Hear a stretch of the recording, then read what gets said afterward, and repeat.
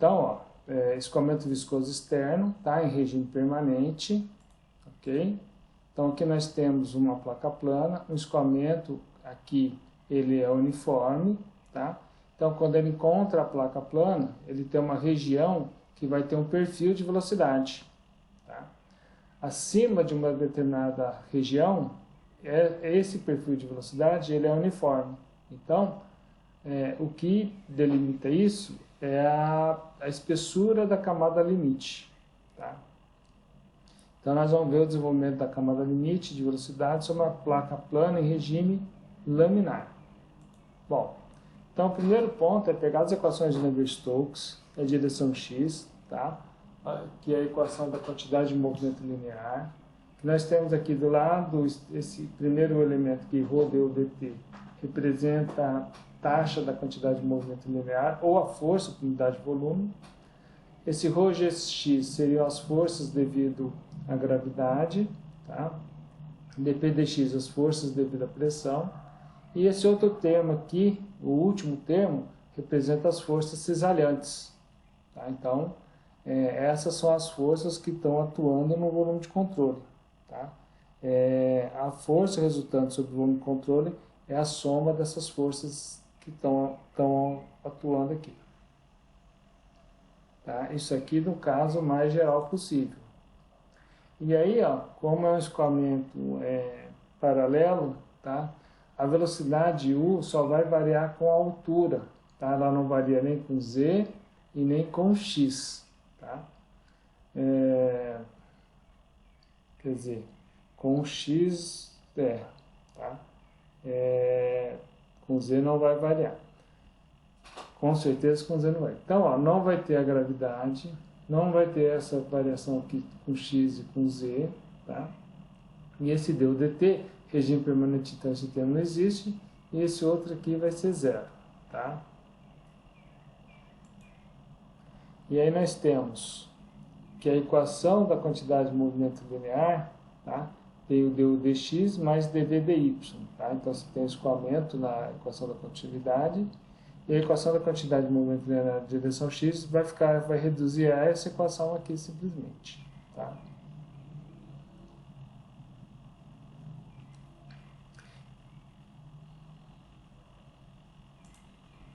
Então nós temos aqui, e aí como que Blasius fez? Né? Ele usou a teoria da camada limite para o escoamento isotérmico em regime permanente de um gás com gradiente de pressão nulo. Tá? Então aquele dp dx lá também, ó, esse dp dx vai sumir da equação que tinha antes. Tá? Então só ficou essas. E olha que a gente tem as variáveis, o problema são a quantidade de variáveis. Né? Então, ó, a gente simplificando, tem essa equação diferencial aqui para resolver. E ela possui as seguintes variáveis, né? U, V, X e Y. Tá? Porque essa viscosidade cinemática aqui, esse aqui é constante. E aí, para resolver essa equação diferencial, ó, nesse caso é impossível resolver essa equação. A solução de Blasius foi tornar essa equação diferencial que está na forma dimensional em uma equação diferencial na forma adimensional, somente com duas variáveis, uma dependente e a outra independente, envolvendo as quatro variáveis adimensionais. Tá? Então, ó, ele usou o princípio de similaridade. Tá? A velocidade U sobre a velocidade da corrente livre é uma função de Y sobre a espessura da camada limite. Tá? Ele usou uma outra função, tá? Com medidas realizadas, viu que U sobre V infinito era a função de Y raiz de V infinito sobre Nx. Tá? Então, isso aqui é devido a uma situação geométrica, né? Uma similaridade geométrica. Isso aqui foram as medidas realizadas que ele fez. E aí ele usou uma coordenada dimensional, o parâmetro de similaridade, eta igual a y vezes raiz de v infinito sobre nx. Então ele conseguiu usar essa variável, pegar uma variável eta e juntar o y e o x numa só. E aí ele usou uma expressão, né, ele falou que é conveniente exprimir os componentes da velocidade de suas derivadas em termos da função da corrente, de corrente adimensional, com a coordenada eta. Então, aqui tem uma função psi, né, que é em função disso aqui, tá? A velocidade U é o dψ dy, tá? Que vem lá da função de corrente, e a velocidade V menos dψ dx. Tá? Isso aí vem lá dos fluidos perfeitos que nós já estudamos. Okay? Então ele usou essa função de corrente para poder diminuir o número de variáveis. E aí a velocidade U fica em função dessas coordenadas aqui, fazendo as derivadas, tá? Eu não vou, só estou mostrando, tá? E lembrando que eta vai ser isso e beta dy é isso, tá? Derivando, né? Só tem isso aqui tudo é constante. U é isso aqui tudo, tá? De modo análogo, du dx vai ser essa variável aqui.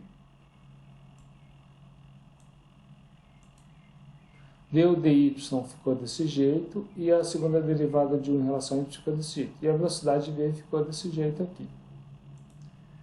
Substituindo tudo naquela equação diferencial lá, que estava na forma dimensional, quando se passa da função f em função de eta somente, nós vamos ter essa equação diferencial de terceira ordem. Terceira ordem porque tem a terceira derivada.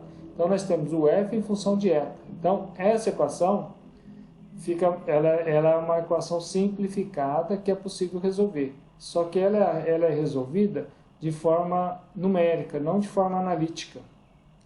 Tá? Não tem como resolver ela de forma analítica, igual foi a equação dos escoamentos dentro do tubo.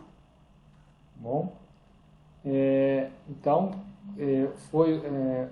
Blas resolveu, né, naquela época, e hoje é tranquilo, hoje qualquer, assim, até aluno de graduação resolve essa equação, tendo aí as orientações adequadas, né, para poder resolver.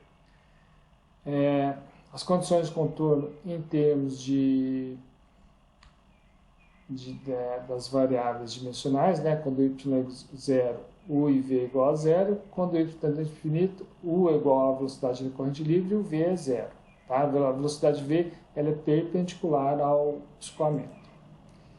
E para as condições adimensionais, quando eta é 0, o F é igual a F' que é igual a 0, o eta tende a infinito e o F' é igual a 1. Tá?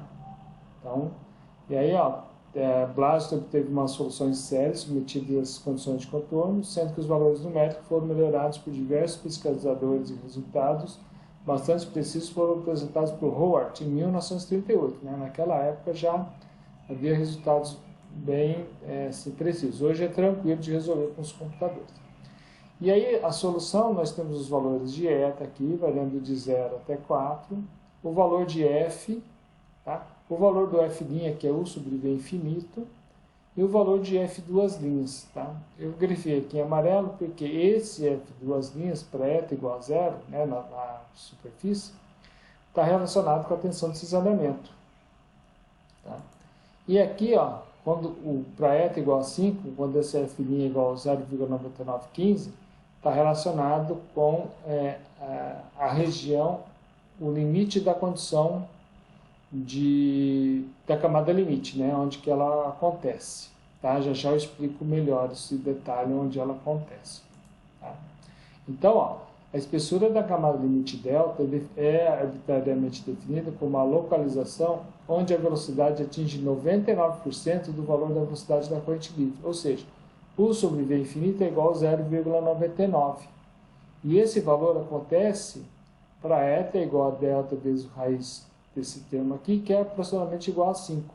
Então, a maioria dos autores usam isso. Tá? Alguns poucos autores pegam o valor realmente de 0,99, que dá 4,93 mais ou menos. Mas o pessoal arredonda para 5. Então, a maioria vai usar aqui o 0,9915, tá? Que é bem próximo. Então, essa aqui é a expressão da altura da camada limite delta em função do x e em função do número do reino x. Tá? E aí, a solução de Blas fornece uma resposta exata para a força de arraste sobre uma placa larga. A tensão de cisalhamento local é dada por isso. A tensão de cisalhamento é a viscosidade dinâmica, mesma derivada de U em relação a y, quando y é igual a 0. E esse resultado é esse aqui.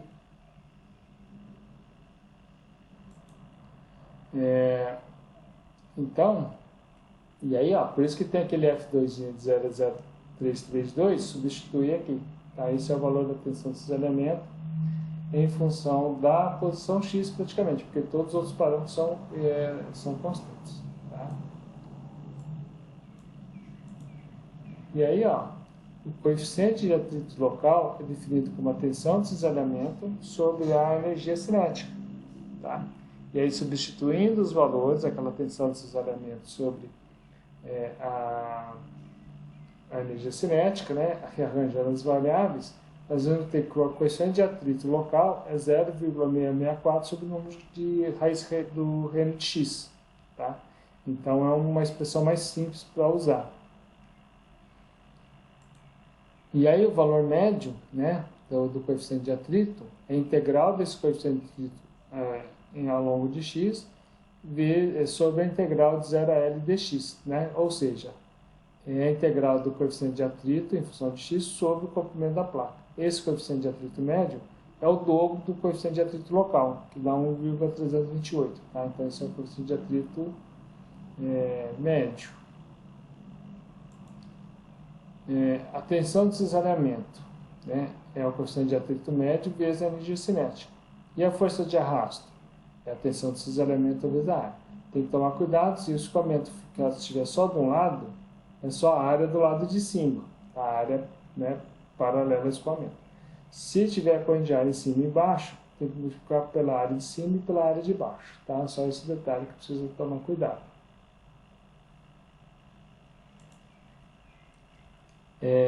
Nós podemos ter também, tá? Nós falamos da camada limite laminar. Podemos ter uma camada limite totalmente turbulenta. Tá? Muitas vezes se coloca um dispositivo aqui no início da placa, um fio, alguma coisa para perturbar o escoamento, que ele já começa turbulento. Tá? Então, e aí a gente tem que, né, isso tem que ser indicado quando a camada limite é completamente turbulenta, isso tem que ficar claro nos exercícios, tá? Senão ninguém vai ter bola de cristal para adivinhar. E a espessura da camada limite em função da posição x é esse valor aqui de 0,376 sobre reino de x elevado a 1/5. Não é mais a raiz quadrada ou não é mais reino de x elevado a meio, elevado a 1/5 e aqui muda para 0,376. Tá? A tensão de cisalhamento local é dada por essa fórmula, tá? É uma fórmula empírica, tá? Agora para o caso do turbulento. Coeficiente de atrito local é definido do mesmo jeito, portanto o CFX vai dar esse valor aqui, 0,0576 dividido por Reynolds elevado a 1/5. O número de Reynolds é a densidade vezes a velocidade vezes x dividido por μ. Tá? Se for o Reynolds da placa toda, tá? O L, aqui vai ser o comprimento da placa, né? Não mais o diâmetro do tubo, igual a gente estava fazendo. O valor médio é o arrasto de atrito por unidade de largura da placa dividido pela energia cinética. E esse aqui é o coeficiente de atrito médio para um escoamento totalmente turbulento. Né? Percebe que esse coeficiente já muda, cai bastante e aqui fica elevado a 1/5. Tensão de cisalhamento é o mesmo padrão, força de arrasto e tensão de cisalhamento vezes a área, tá? Isso aqui não muda, tá? Então, essa é a condição para escoamento totalmente turbulento. Então, a gente viu as equações para escoamento totalmente laminar e totalmente turbulento. O caso mais comum é quando a gente tem uma camada de limite mista. Tá? E aí nós temos o quê? Uma região que é laminar, o início da placa, e o final dela é turbulento. Tá bom? E nós vamos ter uma posição crítica. Tá? O que é essa posição crítica? É quando o regime passa de laminar para turbulento. Tá? Então, essa é o detalhe nesse camada de limite mista. Tá? Quando ela é mista ou quando ela é só laminar, não precisa falar nada. A única coisa que precisa ser explicitado é quando o regime é totalmente turbulento. Tá? E aí, ó, por exemplo, o Schlichting para um nível de turbulência de 0,5% da corrente livre, a transição sobre uma placa lisa isotérmica, como extremidade dianteira aguda, ocorre entre número de renda entre 3,5 vezes 10 a quinta e 10 a sexta. Então, ele dá uma faixa de um intervalo. Tá? Na engenharia, geralmente supomos que a transição ocorre entre 3 vezes 10 a quinta e 5 vezes 10 a quinta. Bom, então, na engenharia, usa esse sistema. E na prática, né, o valor adotado para a transição para a placa plana vai ser 5 vezes 10 a quinta. Bom, então esse aqui é o que vai definir. Por exemplo, se tem uma corrente de ar, vamos supor, de 8 metros por segundo, né, só chutando assim, tá? O comprimento da placa é de 50 centímetros, se você calcular o número de rendas, ele der 300 mil, por exemplo, significa que sobre toda a placa ele vai ser laminar. E aí, o coeficiente de atrito médio, tá, ele usa uma parte do turbulento, né, e retira a parte do laminar. Então, a fórmula é essa aqui, é uma mistura, né, para a parte mista. Então, aqui, nesse caso, só temos o coeficiente de atrito médio para a placa toda e é válido para Reynolds menor que 10/8. Tá? E as propriedades do fluido geralmente são avaliadas na temperatura média. Se a placa tiver uma temperatura TS e a corrente livre uma temperatura T infinita, as propriedades dos fluidos é avaliada a T infinito mais TS dividido por 2. Tá?